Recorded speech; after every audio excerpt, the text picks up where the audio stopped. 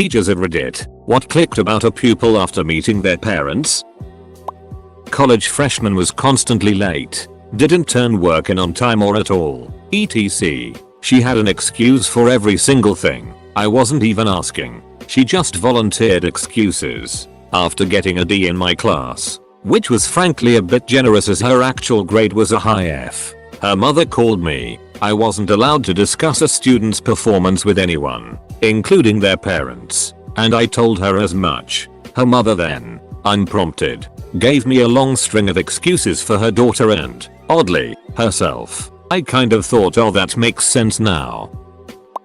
Obligatory, not a teacher, but I work at a psychiatric hospital for children and teens. I work directly with the kids, so I don't get to meet parents often. We had a super sweet little girl on my unit once. They said it was because she assaulted her little 3-year-old sister, but the whole thing just didn't make sense. I can read kids well, and usually the ones that are violent and dangerous to family have a certain attitude. She just didn't. She was meek, respectful, and just overall the easiest patient I'd ever had. When visitation came, her parents showed up and it all started to make sense. They would just berate her for everything. Here is this little 9-year-old girl and her mom is telling her she's ducked up. Why can't she be normal? etc. And this kid just took it. Not for long though, because I am allowed to remove the child at my discretion if I think it will make it worse for her, and so I did, and promptly called CPS. It turns out that all the abuse she was doing to her sister was just the mother abusing both of them and then blaming it on the little girl.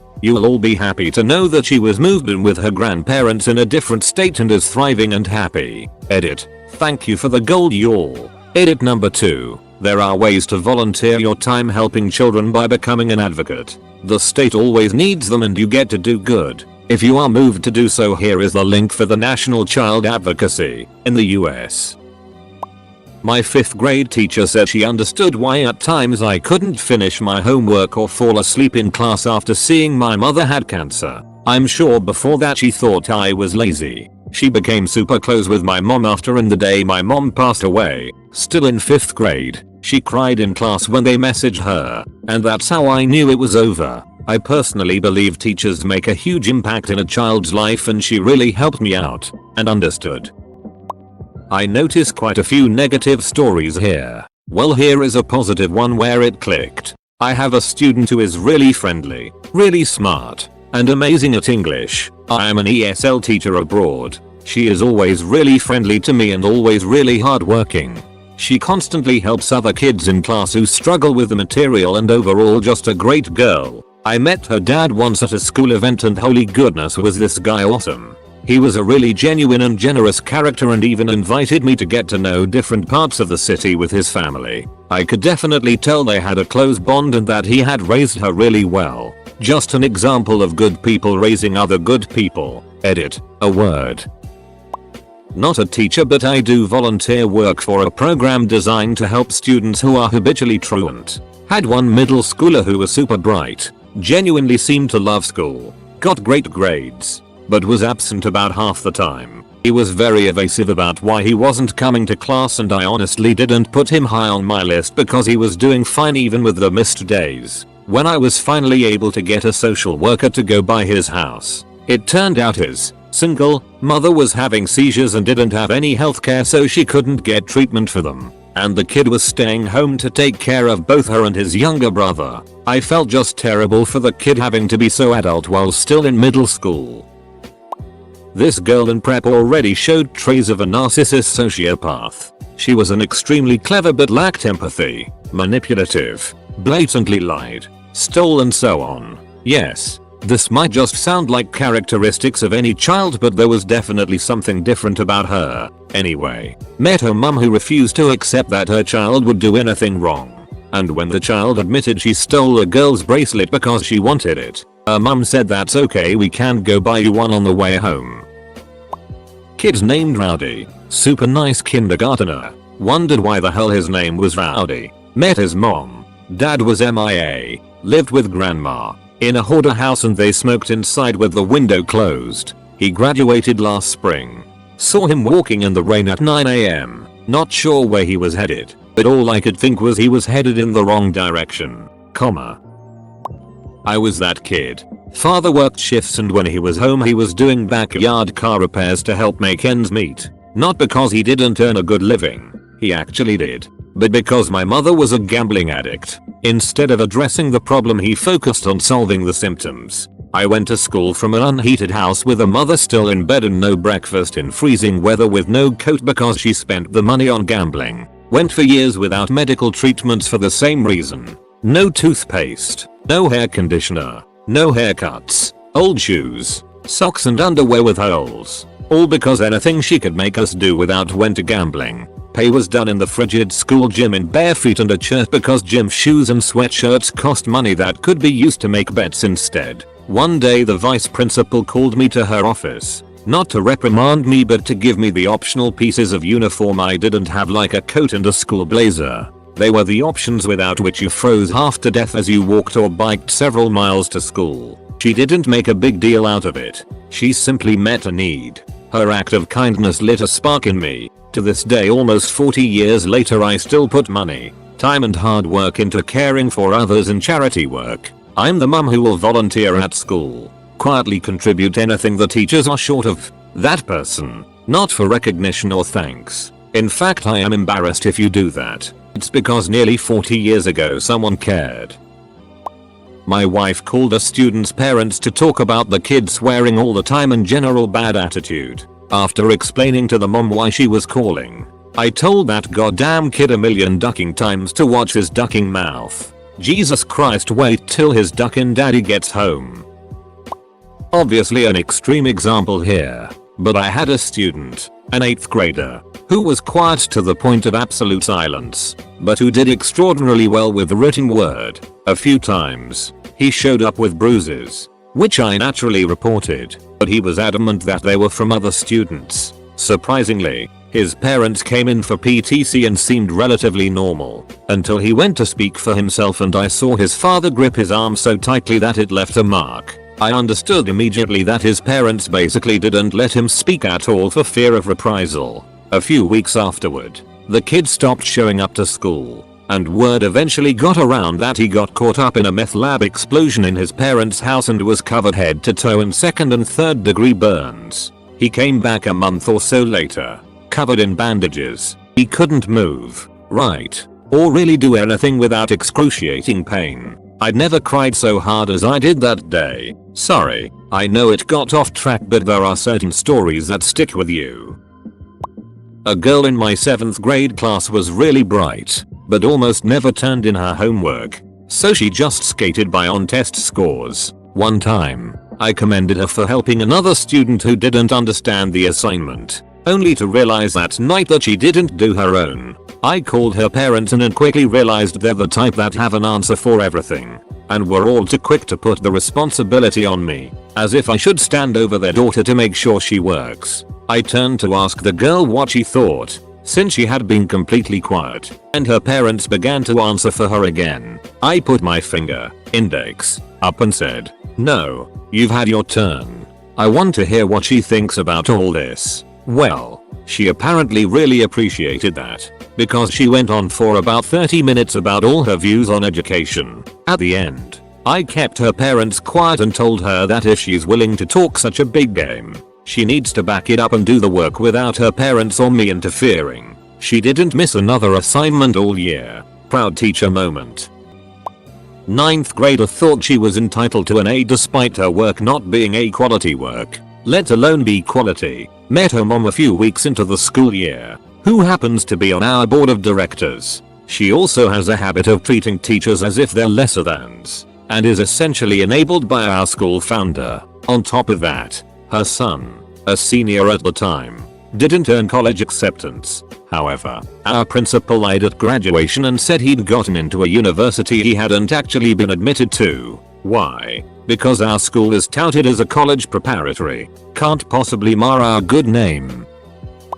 One female organ student I had always wore dresses that were very revealing, both above the knee and in cleavage. When she'd sit on the organ bench for a lesson, it was almost embarrassing. I wondered why she'd insist on dressing this way until I met her parents. Her mother dressed identically, to the point where other parents would study her movements as she walked across the room at a reception after student recitals. It was a classic case of like mother, like daughter, and her father seemed to revel in it. Had a kid that you looked at and it was very much a lights are on but nobody is home sort of feeling. I teach high school, so sometimes that's just the phase they are in, but this one was basically living perpetually in that mode. Kid has an IEP, Individualized Educational Plan, which is a legal special education doc. I can't reveal what was in there, but it was, suffice to say, generic. So it feels like there are pieces missing. Days go on. This kid is the gold standard of something is up. Completely illegible handwriting to the point it doesn't resemble writing. You ask about what we are doing in class and the answer is so random and off task that if the kid didn't look and act fairly childlike for their age you would assume hardcore drug use. But this kid, if anything, had Rafe Wiggum genes and didn't know what drugs were. Mom comes to back to school night, which is supposed to be 5 minutes with the class of parents. A nice how do you do and everyone moves on. She corners me. Immediately starts telling me about her concerns that I don't fully appreciate her miracle baby who was mute until 8, didn't walk until 4, walked backwards first, and had an IQ of about 60. They told her this kid would never make it in school and didn't. I think you just couldn't tell anything was ever delayed, because this is a miracle. That's why she blocked all mention of those conditions from the documents, because people would never guess otherwise. Miracle. When the word miracle comes up from a parent it always explains a lot. 0.0. I had a second grade student who was constantly getting into pretty serious physical altercations with others, stabbing kids with pencils, slapping girls across the face, etc. The first time I met his mom was when she came up to the school threatening to choke me because I said her son couldn't come on a field trip to the pumpkin patch because he was too violent. My best friend is a teacher. He told about this one kid's parents he met. The kid was insanely smart, 12th, genius level. He would finish his work and just play on his phone or talk to friends, but he had zero homework turn-in rate. My friend requested to meet his parents. Ended up finding out that his father would beat him repeatedly, and the kid would never truly go home, but rather take up working instead of being home with his father. It was sad because the kid admitted that he was capable of doing his homework, but he was too scared to, and just didn't have to face his dad. Apparently later the kid came back to meet a couple teacher, including my friend. He rolled up in a BMW i8. I guess he made it out somewhere. I have one little boy who is strange. He either sits in a corner muttering to himself, or he's trying to hug the life out of other kids. His twin sister is also in our class and he needs to be reminded often that he is inappropriately touching her. He is 5, but he can't do anything. He freaks out about having to put his own shoes on, putting away his things, everything. On top of all of that, he will only eat pea-band sandwiches. So at school it's just Jay. And then I met his dad. Who my baby or dark coolest baby in the whole world. You don't have to do one single thing when dad is here. And then it clicked. Not yet a teacher, but studying to be one. In one of my major field experiences, there was a kid who was insanely competitive. He would take everything as a challenge and would accuse others of cheating if he lost. He even challenged me, a 19-year-old student at the time, to a race. I told him it really wouldn't be fair since I was fully grown, and he started berating me that I was scared to race him. Mind you, he was 9 at the time. So the end of the year is coming around and we had a field day where parents volunteered to do games for the kids. And it was supposed to be a fun day full of popsicles and school games. His parents had a relay race, spin around the bat, jump rope a certain distance, etc. And when it was his turn they encouraged him to cheat by not following their rules and got upset because some poor girl dropped the bat, obviously meaning she would be disqualified. They also brought a tug-of-war up and it was the girls of the class versus the boys. The girls being outnumbered. My field experience teacher put me on their team. I decided I wouldn't tug so that it was a bit more fair. But once again the students' parents started getting red-faced telling him to win. I looked at my field experience teacher and she just nodded and I pulled. Kid got knocked down a peg. We had a crazy kid in 6th grade a few years back. I mean, he was the type of kid you assume will probably go on a shooting spree at some point. He was diagnosed with all sorts of acronyms acrostics, so he was on a ton of meds. On his medicine he was defiant, but manageable. Typical class clown type stuff. Off his medicine, oh man. We could all tell when he came in the building whether or not he had taken it. It was in his eyes or something. He routinely refused to do anything and had to be physically carried, limp-bodied, to the principal's office a few times. He hit a teacher once and called another one rich to her face. In the same day, we had parent-teacher night and his mom came in. She was 26. He was 12. It became clear to us that the reason he was off meds so much was because she was taking them. She had also just had another baby, so he was acting out more because of that. His mother had a very low IQ, clearly, and so did he. He ended up getting sent to alternative school eventually. Never saw him again. When I was student teaching, 2nd grade, there was a little boy in the class who was just a genuinely friendly and sweet kid. He struggled a little academically when it came to learning to read and his handwriting had some problems. But he was the hardest worker and never got frustrated or thought that we was stupid, like many other students with those difficulties do. He was well liked by everyone and didn't have a mean bone in his body, and he was extremely well adjusted, despite the fact that his parents were divorced. I ended up meeting both parents separately during field trips. Both parents are extremely involved in his life and put him ahead of any of their problems they have with each other. They genuinely want what's best for him and it shows. The dad takes him out to the sports bar for boys' night where they share root beer, which I thought was really cool. Both parents genuinely are awesome people with great attitudes and it definitely shows in their kid. One of my students is safe playing. He won't try any new ideas while doing maths and would frequently look out to applying some formulas. I used to think that he genuinely is less creative than others, but at times, particularly when playing games, he would show bursts of real brilliance. When I met his mother, it clicked why. The mother burst into tears saying she was afraid what would happen if the child would fail. She really desperately wanted him to succeed, and because of this desire has all but closed his chances of success. He is so afraid of failure that he doesn't even try. There was another one. He was really afraid of both succeeding and failing.